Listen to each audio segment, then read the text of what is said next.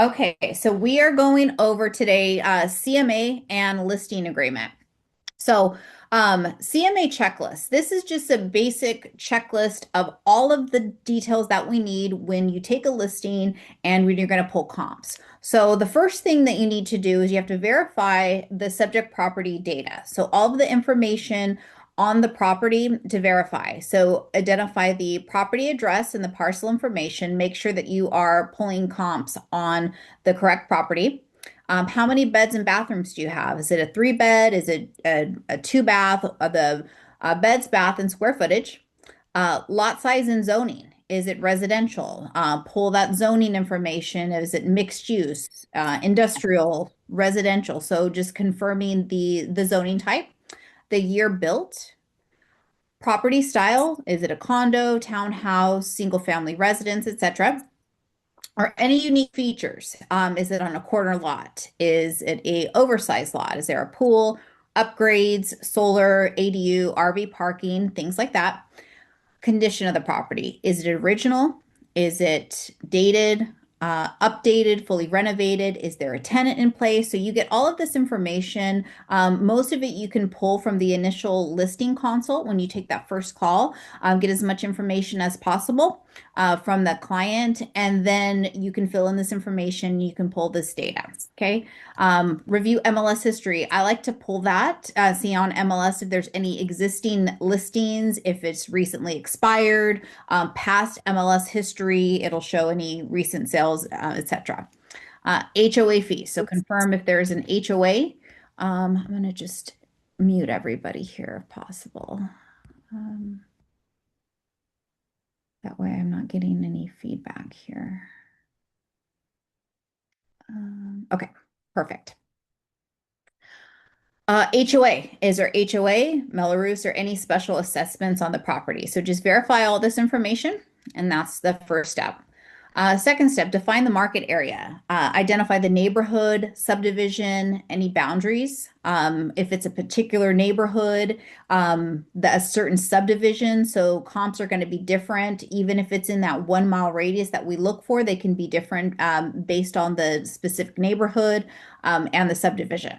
School district. School districts can vary. There's a line and maybe one street over can be a way different school district than the other. So just confirming the school district. If there's proximity to freeways, any amenities, parks, shopping, what's in walking distance. So just defining that particular area because that's going to be important when we do pull the comparable sales.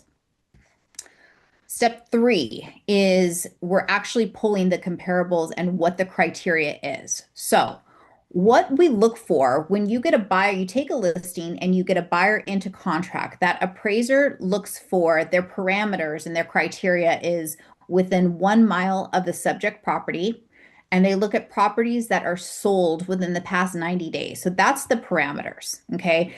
Similar beds and baths and similar age. So that's the general criteria. They do take into account, however, properties that are pending, properties that are on the market. So they do take that into consideration. However, they only use sold properties as the value. So we want to that's the most important thing is what's actually sold because things can be sitting on the market and they're not sold until they're sold. It's a good indicator of value. It's a good indicator of the market. However, the sold data is going to be the most important because these appraisals are going to be used for the collateral for the lender when the buyer is purchasing the property. So that's important that we keep it kind of within those parameters. Okay. Also pending and active, like I mentioned, any properties that are pending or active, new on the market, those are a good indicator when you're pricing your listing. So I like to look at, I call it the competition because the buyers don't look at sold data. They're not searching through realtor.com and Zillow on properties that have already sold. So they're looking at other similar properties. So when I price a listing, I I go on MLS, I do the pricing. However, I also like to look at what the competition is going to be. Right now, our market's a little crazy. We're not in a steady incline market, steady hot market like we were in the past couple years. Some areas are in a flat market, so we want to be sure to take that into consideration as well. So I like to look at the actives and pending comps as well. And then we want to exclude. So another thing we do want to exclude outside of that 1 mile radius, or if it's a completely different area, anything that's not similar to the property, you want to exclude. So even if it fits into the 1 mile radius, say it's similar beds and bathrooms, if it's not a good comp or a good comparable, then you want to take it out because people that are looking at properties and buyers that are shopping, if they're not likely to shop in that particular property, if that's not going to be on their list, you want to exclude those. So rural properties are the exception. If they're a very particular property or there are not a lot of comparable sales, those country properties, properties with vineyards or horses and things like that, that's the exception where you can go outside of the parameters. But aside from that, you want to stay in with those parameters that definitely match the property. Okay. The last step is to analyze the market conditions. So, like I mentioned before, is it an appreciating market? Is it a flat market? Or is it declining market? One main thing I like to look at and tell my sellers when I'm pricing that is the days on market. Okay. Here's the average days on market. So, here's what you can expect. So a 3 bedroom, 2 bath house in your neighborhood, they're typically sitting on the market anywhere between 30 to 45 days is our average days on market. So that's what you can expect because the sellers, they don't know. They might not know what to expect. They might think that they're going to you put it on the market, you do one open house and it's sold, which might be the case. However, as we know right now, the days on market are increasing. They're not the 7 day on market that we've had in the past. And so the days on market as a whole, for the market as a whole, are increasing. So you definitely want to let your seller know that the days on market for that particular area. So take a look at that, what the average is. The list to sale price ratios are also important. In a hot market, you'll see 100% to 101% list to sale, meaning bidding wars, and it sells at if you list it at 500,000, it's going to sell for over because it's a hot market. If the list to sale price percentage is lower, you know that you can let your seller know that. Look, hey, we're going to price it where we think's fair and based on these comps. However, what the data is showing is if we list it at this price, we might get a little bit lower because that's what it average is as a whole in the market. Inventory levels. Is it a buyer or seller's market? What does that look like? Is it when it's a seller's market, the buyers have less leverage. When it's a buyer's market, they can be more particular. I'll tell you right now, it's still technically a seller's market. However, it feels like a buyer's market. Buyers are more particular. Buyers, they're a lot more picky because of the higher interest rates that they're paying. And it definitely feels like they have the upper hand a little bit. So yeah, it's good to know the market and each particular neighborhood and area. It does depend. So, some areas here in San Diego, some markets, it is a seller's market. It is not a buyer's market. We're still seeing some bidding wars and going over list price. So you want to check and make sure with your particular listing what that area is trending. What does that look like? All right. So this is the checklist, the CMA checklist. These are all of the things that you need to do before you pull comps. Now, there's tons of different ways you can pull comps. The easiest way is on MLS, just accessing MLS. I'll do a quick rundown just on MLS. I use a combination of three things: MLS, RPR, and I go on my smartphone and I look up Zillow, Trulia, Realtor.com, all of those third-party sites because that's what buyers are looking at as well. So I want to see through the eyes of a potential buyer what it looks like. What does the market in that area look like? Because I want to price competitively. I want to give my sellers a realistic price and set realistic expectations, because then you'll have a happy seller if you set realistic expectations. If the days on market are 60 days on market, that's not our fault, right? We want to do everything that we possibly can to sell the house as fast as possible for top dollar. However, if the market and statistics are showing that, we can set those expectations and say, hey, Mr. and Mrs. Seller, we're looking at 60 days on market. We're looking at 90 days on market. This is what the market's dictating. So it's good to educate them and set expectations up front. That way there's no disappointment when we're 30 days in and they don't have an offer. All right, so MLS, I get on MLS. I like to do, um, again, this will be up to, work with your coach on this particular way to do it.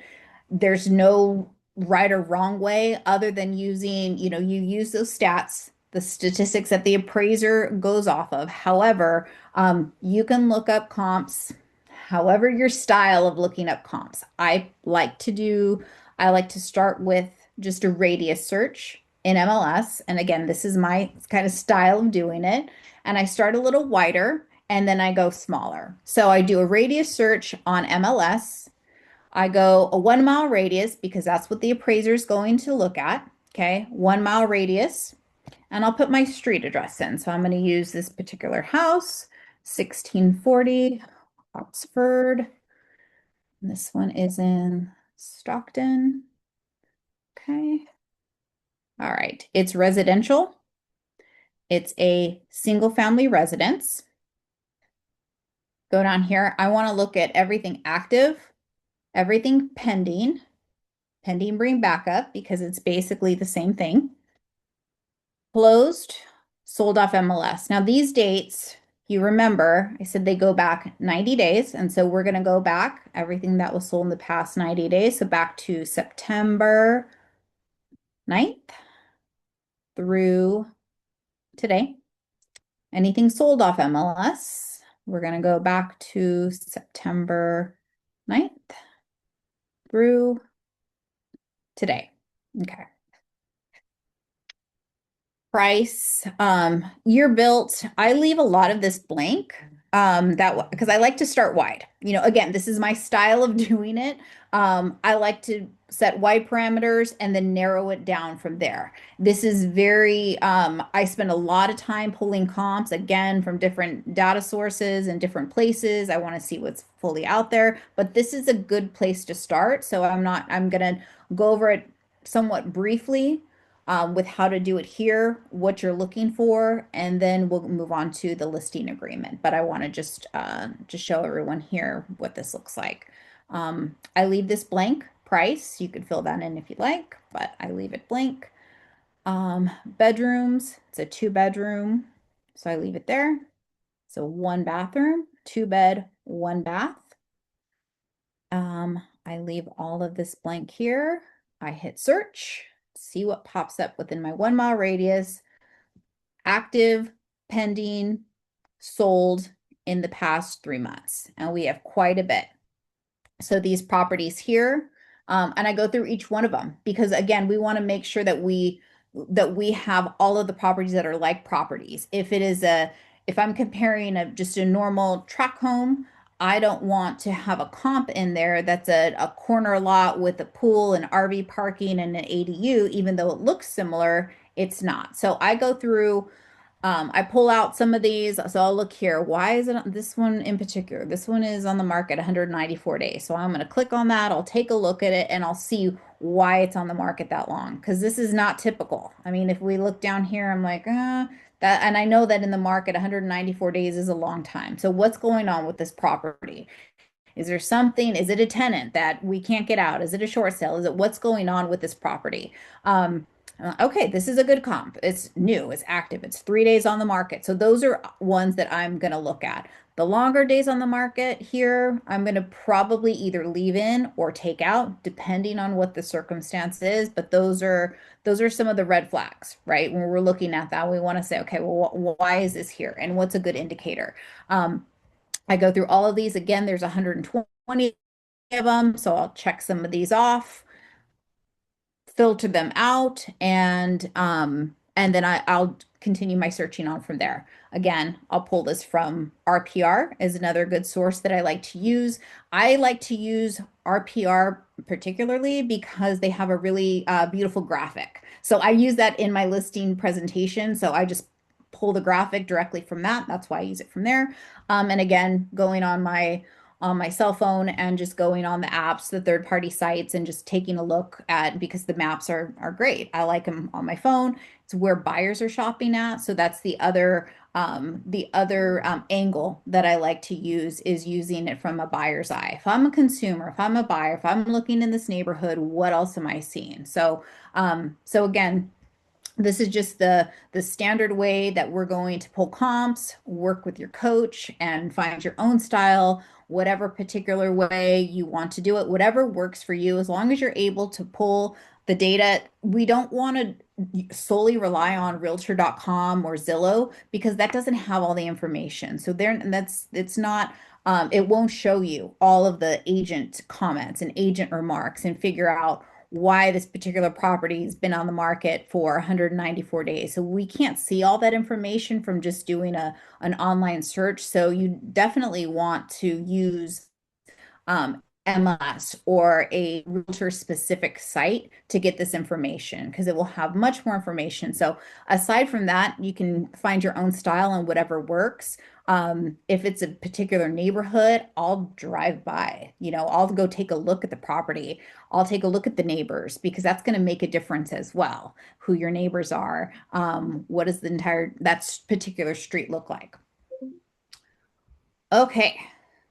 So that's how we do a CMA, an overview. Do you look at the photos like when you're choosing to pick which Yeah. ones to Yeah. select? Are you looking at photos as well as like lot size and different things like that? I do. Yes. Okay. Photos make a difference. Yeah, lot size, photos, everything, goes into consideration. I always look at it from two angles. What's the appraiser going to say or think?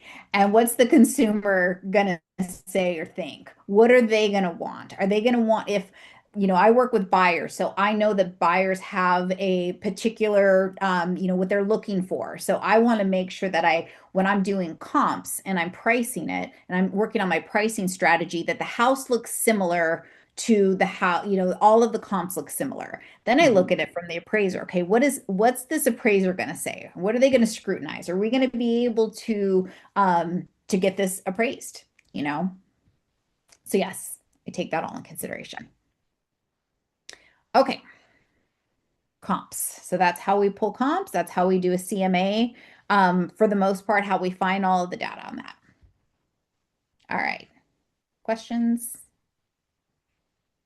All right. Now we go to our listing agreement. Again, this is going to just be the basics of how to fill out the contract. You work with your coach, your mentor on the strategy. So on the particulars of it, you work with your coach, but I'm just going to go over how to fill it out. All right. So here at the top, if you click here, automatically populates date prepared. Exclusive right to sell, the name of the seller. Make sure you have all of the seller's information here. Okay. Every person that owns the property and is on title, you can pull a property profile.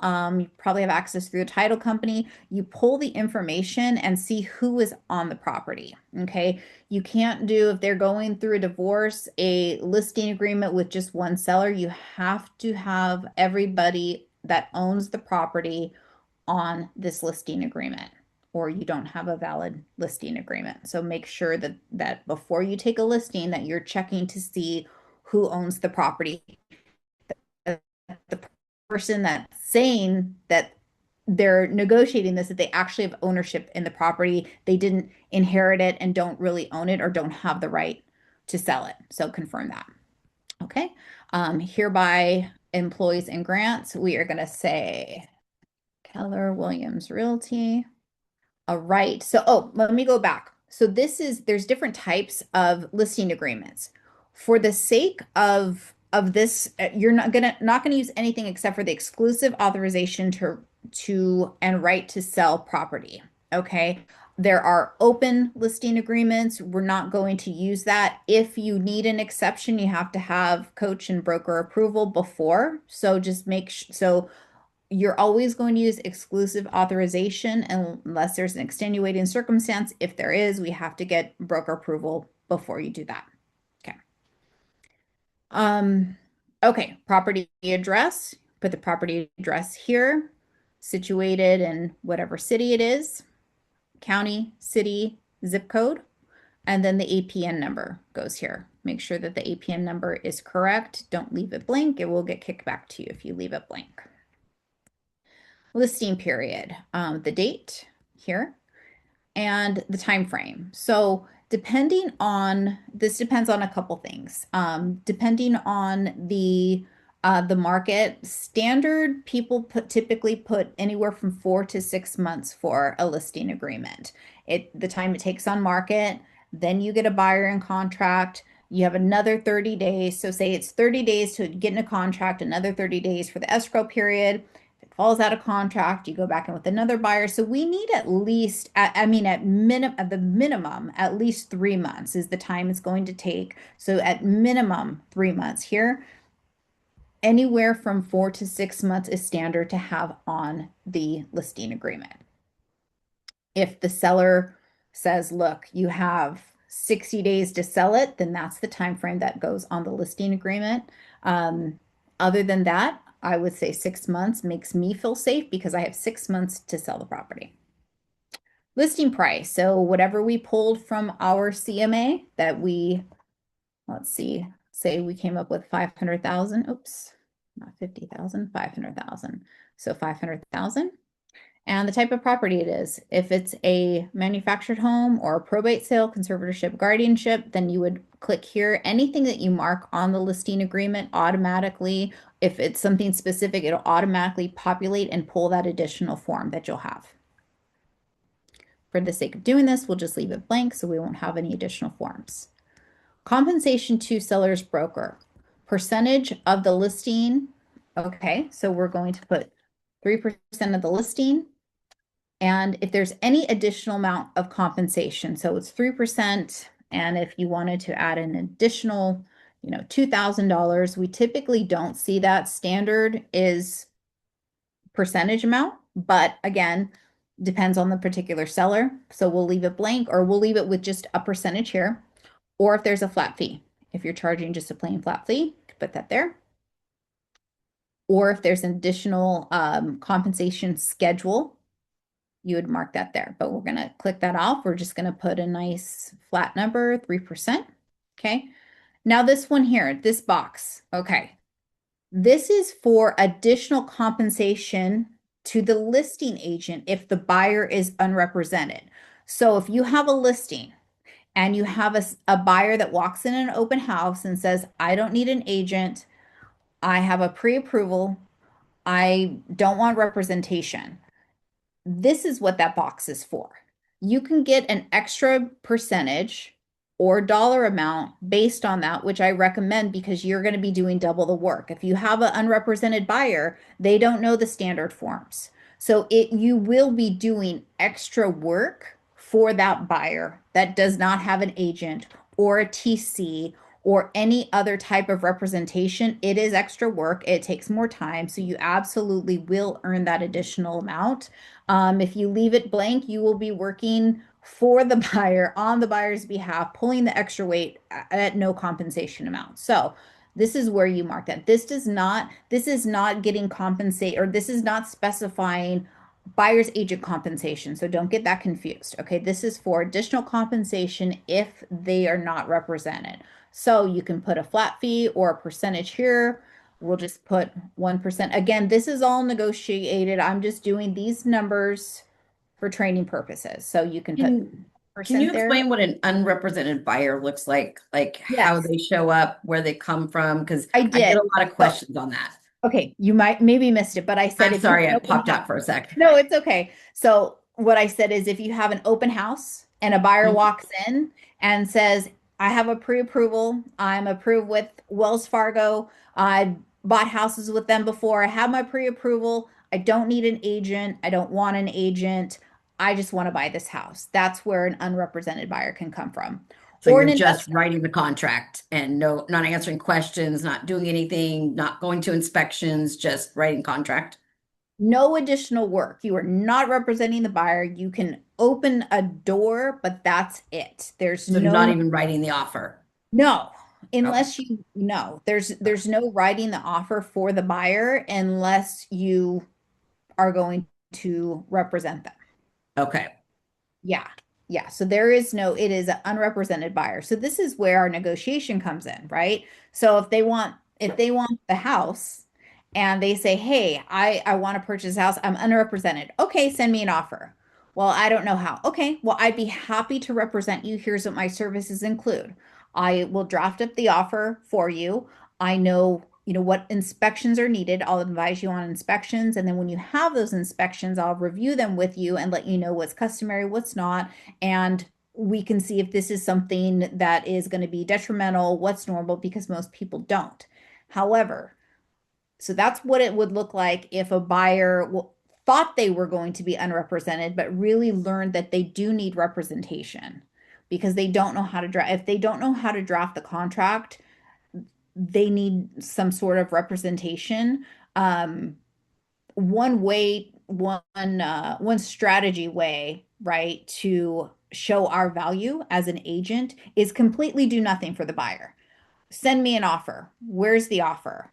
Counter back and do not give any kind of insight or coaching whatsoever to them because if they want no representation, we're not giving freebies. If we don't have a signed BRBC, we owe them nothing. We have the duty to the seller, not to that buyer. We have a duty to the seller to get a good offer in. However, this doesn't include advising them. Then we cross a line. So we have a fiduciary to the seller. We don't have a fiduciary to an unrepresented buyer. So yeah, so unrepresented buyers, open houses, calling off the sign, finding it online. That's where unrepresented buyer would come in. Okay, and like I mentioned before, and I don't know if you caught this before, Leslie, but like I said, you're going to be doing extra work, even if they do write an offer. Say they go into they get the form and they fax you over, right, or they scan over a handwritten residential purchase agreement.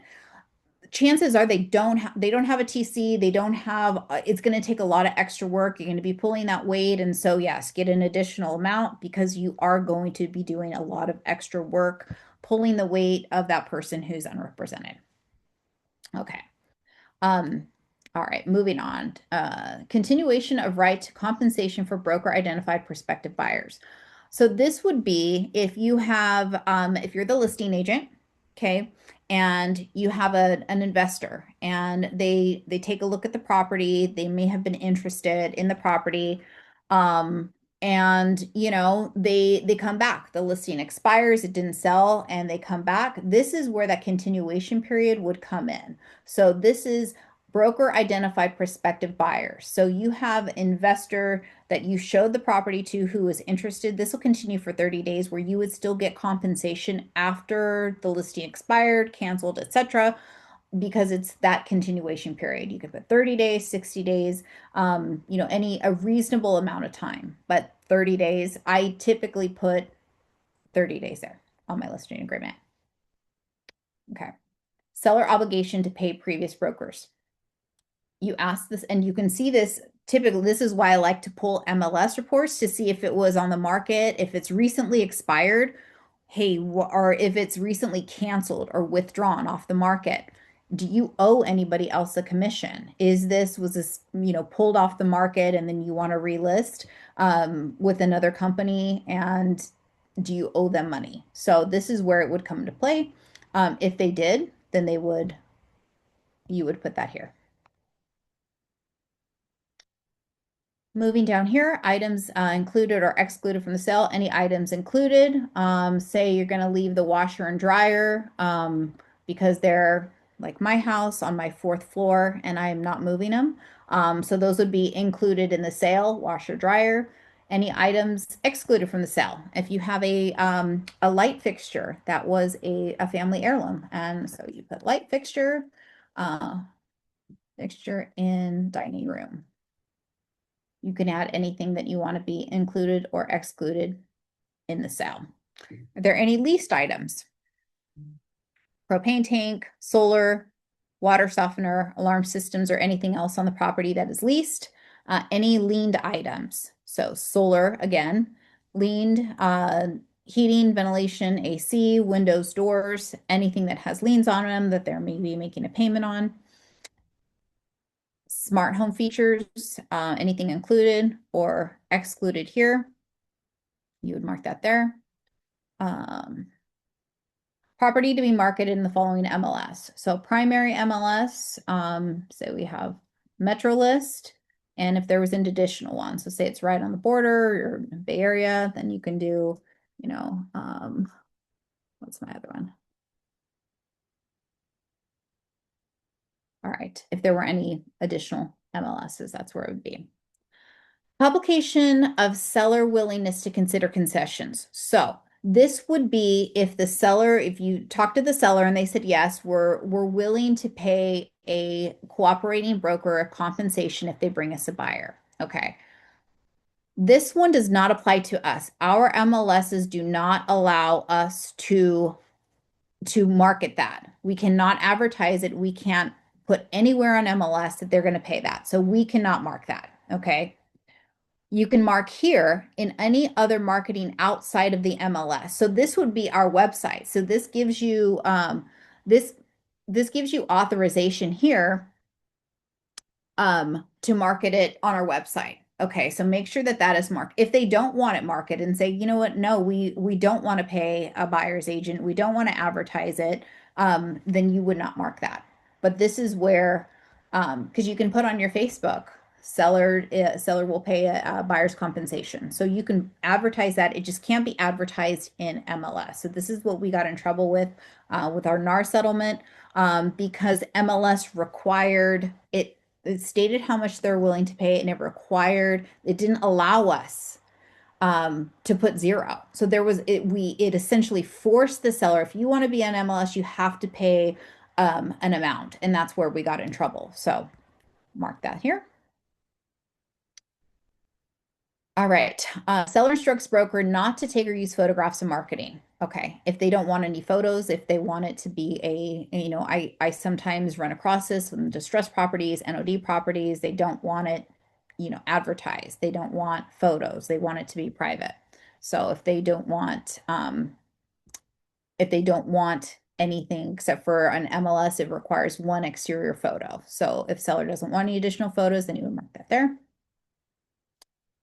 Okay, timing of presentation of offers. So typically we present as we get them. However, if there's a case where it might be something sold in a trust where everybody has to come together, maybe all of the kids have to come together and agree, then you can put here offers will be presented on, say we're putting it on the market, you put the date in there, or blank days after the property is listed on the MLS that say, okay, we'll give it a week to be listed on MLS. You can put that here. Just depending on what you agree with your seller, or if there's anything. If there's not, then we just put as soon as practical. All right. Buyer supplemental offer letters. These are called love letters. Seller instructs broker not to present buyer letters, or seller instructs broker to present buyer letters. If seller requests or relies on buyer's letters, seller's acting against the broker's advice. Okay, here's why. You have a listing and your buyer, right, and you get an offer and it's a love letter, and it's like, we really want this property, we love it because the Catholic school is right down the street and we're going to put our kids in Catholic school and we're just this great family, right? Their offer gets outbid, they get a higher, better cash offer. Well, the Catholic family comes back and says, hey, we think that you don't like Catholics, right?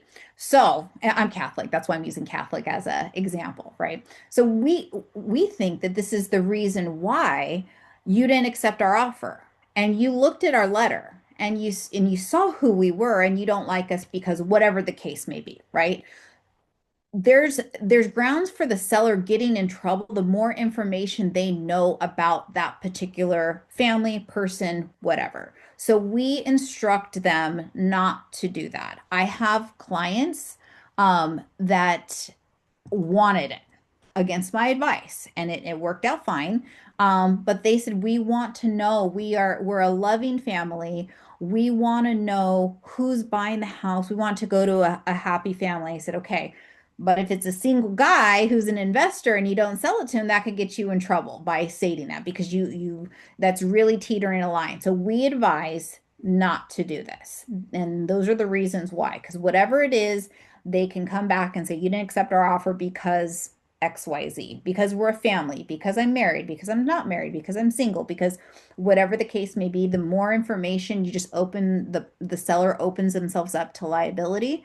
So we we advise against it, but if they insist on it because maybe they wrote a letter on the house that they wanted, or they want to see the family, then you'd mark that box there. I strongly advise against it.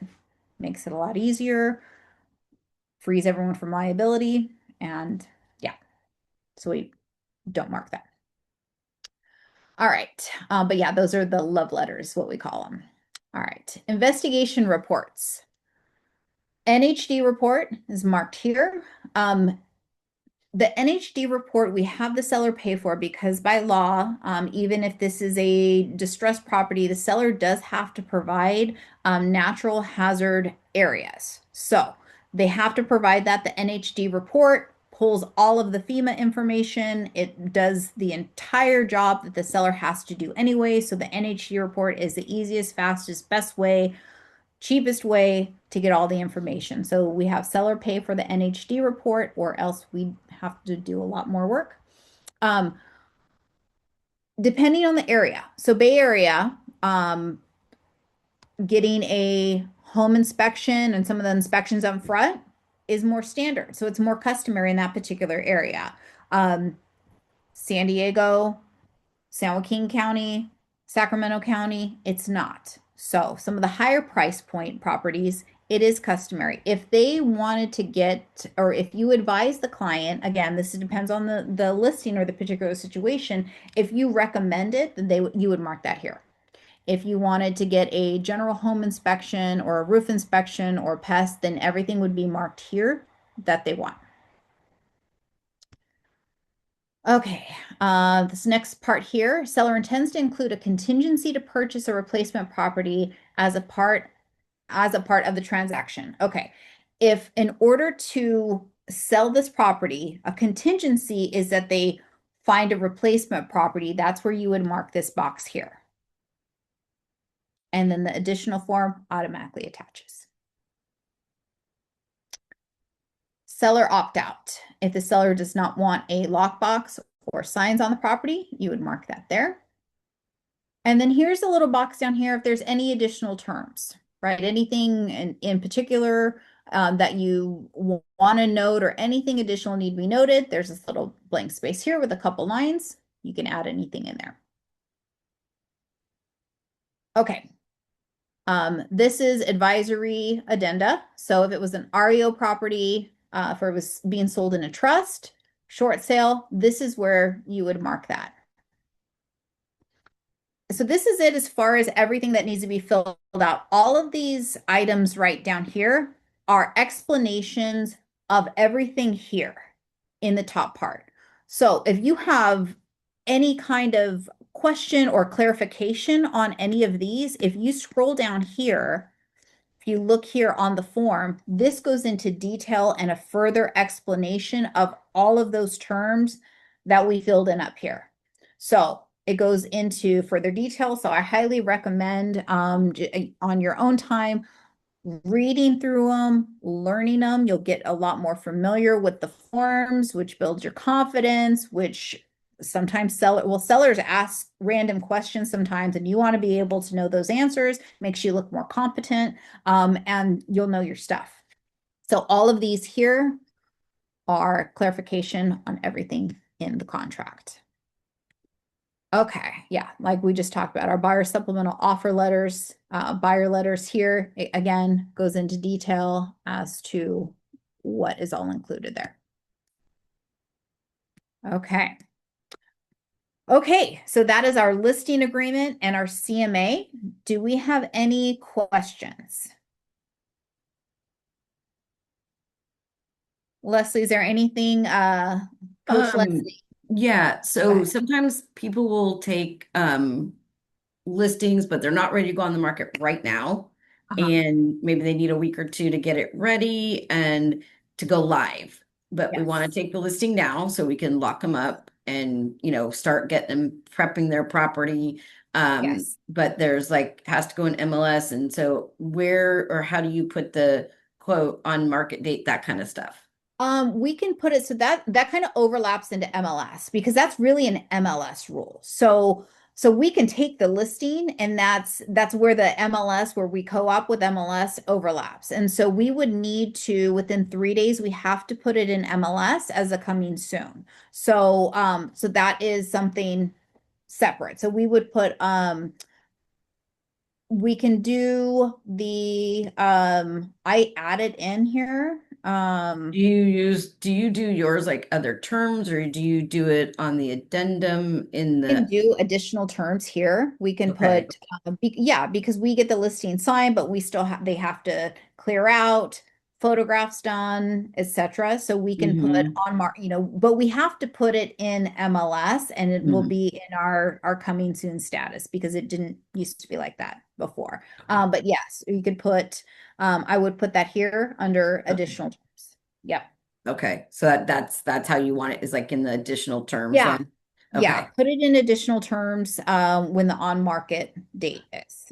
Okay. Yeah. And then we just have to make sure that we're in compliance with MLS and their rules because Okay. this is one thing, MLS is another set of rules.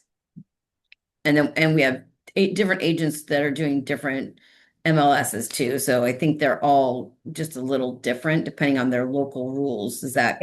Is that Yeah. correct? Okay. Yeah, they're a little bit different, but the it's basically the same sediments, clear cooperation. So they Okay. want MLS, that is our transparency in our industry, clear cooperation, full transparency to the consumer of what we're getting compensated, what's on the market. They don't want, and we as a whole and as an industry, we want transparency. We want clear cooperation, and we let the client know that, hey, we want to get your house out to the most people to get you the best offer, and this is how we do it. We don't hold back the listings, right? um there are ways to do it. I won't go into super detail about it, but yeah, I have clients that have not wanted it on MLS, and so we have to do an opt out because they don't want parents to know that gave them money on the house to know that it's for sale. So like, you know what? Please don't. I'm gonna get it's a no-no. I'm not supposed to be selling, so we need to opt out. So then in that particular case, right, we don't see it frequently, but we do see it from time to time because really it's up to the consumer. If they don't have to put it on MLS. They have the choice. It's their property. They're signing a listing agreement with the brokerage to have it sold, but however we market it, that's another agreement, right? So if we want to put it on MLS, that's a separate written agreement, essentially. It's a different company, it's a different party, and it's not required. But we do need, because of clear cooperation, we don't want to say, oh yeah, no problem. I'll put it on MLS and not have it on MLS, right? So we need transparency across the board. But yes, to answer the question, yeah, we soon as possible, soon as practicable. So we get the listing signed, have a coming, put on MLS coming soon, but have an on market date. Yep. And then Leslie, do you want to add anything? Coach perspective, do you want to add anything for the training? Feel free I to. would say just if you're a new agent in coaching, our coaches all review these documents before they go to the clients for signature, just to make sure nothing was overlooked and that we're not going back and forth with the client. Like, oh, we have to update this, you have to sign it again. So we do that. And then they must be turned into the office within 3 days of signing. So that's a compliance requirement for our office too. Once everything's signed, sealed, and delivered, we have to get that to the office so it can get uploaded into Command. Thanks for that. Yeah. Yeah. Thanks for adding that in. Perfect. Okay. Anything else, Leslie, that you want to add? Are you going to do a net sheet training at all at some point? I can. Yeah. Oh, Yeah. I'd love to. It Just do drives the me crazy. whole listing package. Yeah. That drives me crazy when when there's no when I get there like the seller's short to close. Okay. Whoops. Net sheet? Yeah. Yeah. Okay. Yeah. All right. Well, thank you all Hmm. so much. And yeah, see you And next you week. actually have all three Leslies on here. See, Leslie Lesso jumped on. I got all of them. I got nothing but All Leslie's of today. All right. Thank you Bye. very much for taking the time. Thank Absolutely. you. Thank you. All right. Bye. Bye. Bye.